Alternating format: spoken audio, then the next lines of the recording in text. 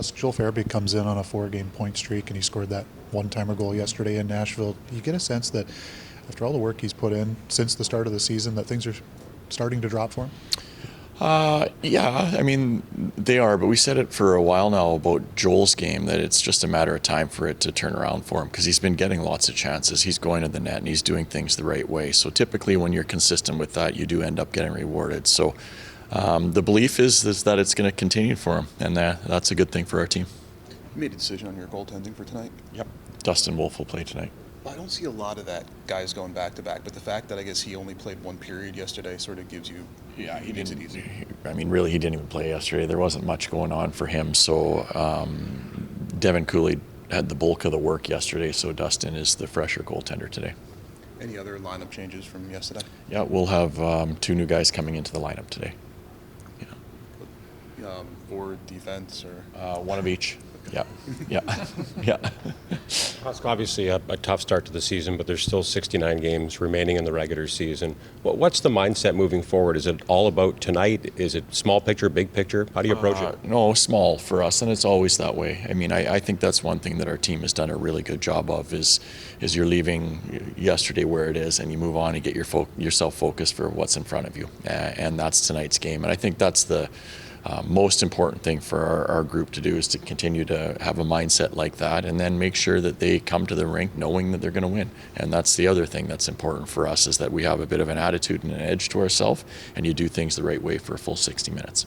From the outside looking in, it looks like your group has done a good job keeping their heads up through a tough stretch to start the season. Is that how you see it as well?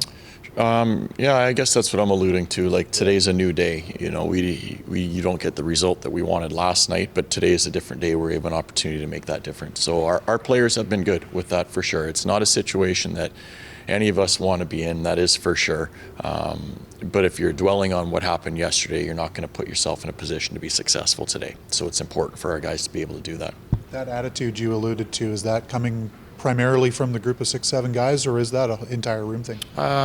Those guys for sure, but I think it's an entire room thing. I mean, if you have one guy that has hang in his head, there's a tendency for that to rub off on other people. So you want people that bring good attitude and energy, and you know, are energy givers to the people around them in situations like this, not the other way around. So that's typically a full group thing. Kadri's close to a pretty significant milestone. I'm sure he's part of your leadership group. What has he brought to the group? What have you learned about him just from the time you've been around him, as far as what he means, you know, in the locker room with some of these younger guys? Yeah, Naz is a gamer, is always the best way that I could describe him. Like, the higher the stakes, the better Naz is.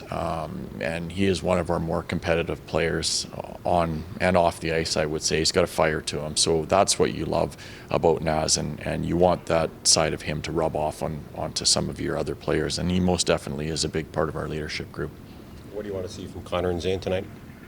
I just want to see them do things that they're capable of doing. I mean, Connor's going to get an opportunity to play with Naz tonight. That's one thing, so we can hopefully see some of that chemistry that they had a few years back, and see if they can rekindle a little bit of that.